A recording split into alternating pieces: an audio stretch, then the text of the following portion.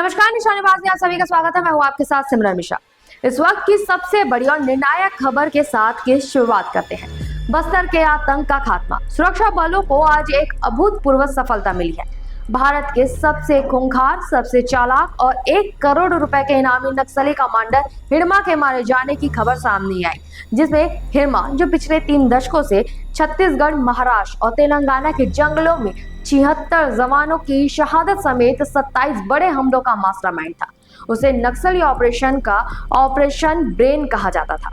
उसकी मौत नक्सली नेटवर्क के लिए कितना बड़ा झटका है और इस खूंखार कमांडर की पूरी कहानी क्या है, आइए देखते हैं इस विशेष रिपोर्ट में। भारत के सुरक्षा बलों को आज एक बड़ी कामयाबी मिली है। छत्तीसगढ़, महाराष्ट्र, ओडिशा और तेलंगाना के घने जंगलों में पिछले 3 दशकों से सुरक्षा बलों के लिए सबसे बड़ा सिरदर्द बना हुआ, सबसे खूंखार, सबसे चालाक और सबसे रणनीतिक नक्सली कमांडर हिड़मा मारा गया है। हिड़मा वो नाम जिसके खौफ से सुरक्षा बल भी कांपते थे और जिस पर सरकार ने 1 करोड़ रुपए का इनाम रखा था।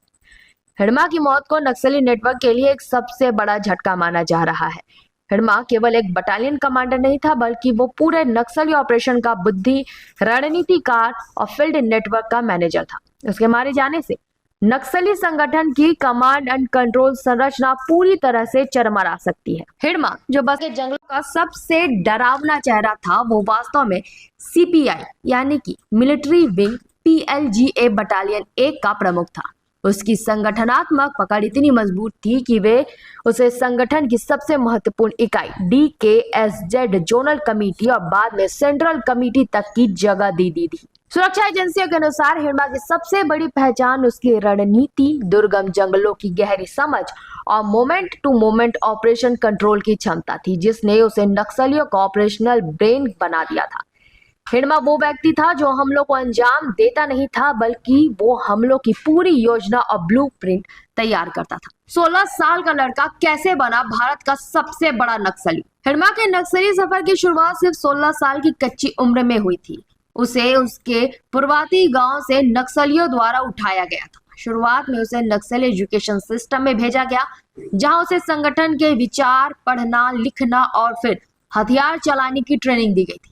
उसकी क्षमताओं को देखते हुए बस्तर के कुख्यात महिला कमांडर सुजाता ने उसे गुरिल्ला युद्ध, एम्बुश और जंगल युद्ध की विशेष ट्रेनिंग दी। सुजाता खुद लेडी वीरप्पन के नाम से कुख्यात थी और उस पर भी 1 करोड़ का इनाम घोषित था। यह ट्रेनिंग ही हिड़मा की सफलता का आधार बनी। 27 सबसे बड़े रक्त रंजित हमलों का जिम्मेदार। हिड़मा का नाम भारत के सबसे रक्त रंजित नक्सली हमलों की फाइलों में दर्ज है, जिसने देश को हिला कर रख दिया था। उसके द्वारा प्लान किए गए कुछ सबसे बड़े और कुख्यात हमले इस प्रकार हैं। 2010 ताड़मेटला हमला। इस हमले में 76 CRPF जवान शहीद हुए थे, जिसमें भारत सरकार की नक्सल नीति पर सवाल खड़े कर दिए थे। 2013 झीरम घाटी हमला।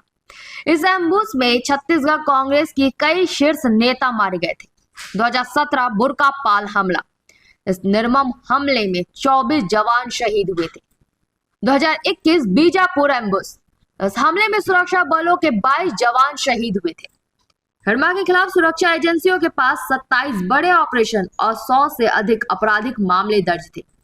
ये हमले सिर्फ उसकी क्रूरता नहीं, बल्कि उसकी निर्दयता और सटीक प्लानिंग के उदाहरण थे।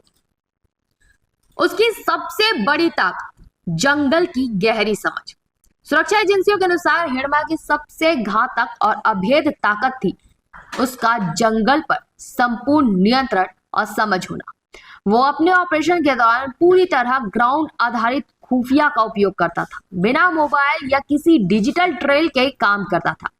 रात में लंबी दूरी तय करने की अभूतपूर्व क्षमता रखता था।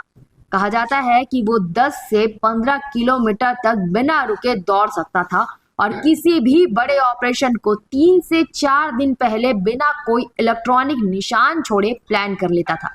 उसकी वजह से सुरक्षा बलों की तमाम घेराबंदियों के बावजूद वो बार बार बच निकलता था।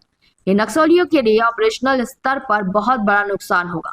हिड़मा कई सालों से नेटवर्क का असली दिमाग था, उसकी जगह भरना आसान नहीं है। हिड़मा के मारे जाने का असर नक्सल संगठन पर सबसे बड़ा command and control loss. Hidma के मारे जाने की आधिकारिक पुष्टि हो चुकी है। ये नक्सल संगठन के लिए कमांड एंड कंट्रोल का सबसे बड़ा नुकसान है। हिडमा संगठन में एक साथ कई महत्वपूर्ण भूमिका निभाता था। वो टॉप प्लानर, क्रूटर, ऑपरेशन कोऑर्डिनेटर और फील्ड कमांडर सब कुछ था। सुरक्षा विशेषज्ञों का मानना है कि हिडमा जैसे संगठनात्मक नेटवर्क, गुरिल्ला युद्ध कौशल और फील्ड माइंडसेट वाले कैडर को इतनी जल्दी तैयार करना नक्सल संगठन के लिए संभव नहीं है। इससे बस्तर और आसपास के क्षेत्रों में नक्सली गतिविधियों में एक बड़ी गिरावट आने की संभावना है। हिडमा की मौत के बाद अब देखने वाली बात यह है कि नक्सल संगठन उसकी भरपाई कैसे करता है और क्या आने वाले दिनों में कोई जवाबी कार्रवाई होती भी है या नहीं। सुरक्षा बलों को आने वाले समय में हाई अलर्ट पर रहने की आवश्यकता है। तो जैसा कि आपने देखा कि हिडमा का मारा जाना सिर्फ एक कमांडर का अंत नहीं है, बल्कि ये नक्सल संगठन के कमांड एंड कंट्रोल संरचना पर किया गया सबसे बड़ा प्रहार है। हिडमा जैसे रणनीतिकार जिसका जंगल पर अभूतपूर्व नियंत्रण था, उसकी जगह भरना नक्सली नेतृत्व के लिए लगभग नामुमकिन है। सुरक्षा एजेंसियों का मानना है कि इस कामयाबी से नक्सल विरोधी अभियानों को एक बड़ी गति मिलेगी और नक्सल हिंसा में कमी आ सकती है। हालांकि एजेंसियों को अब भी जवाबी कार्रवाई की आशंका पर पूरी तरह से सतर्क रहने की जरूरत है। इस बड़ी खबर पर हमारी नजर लगातार बनी रहेगी। तब तक के लिए आप बने रहे निशानेबाज के साथ। नमस्कार।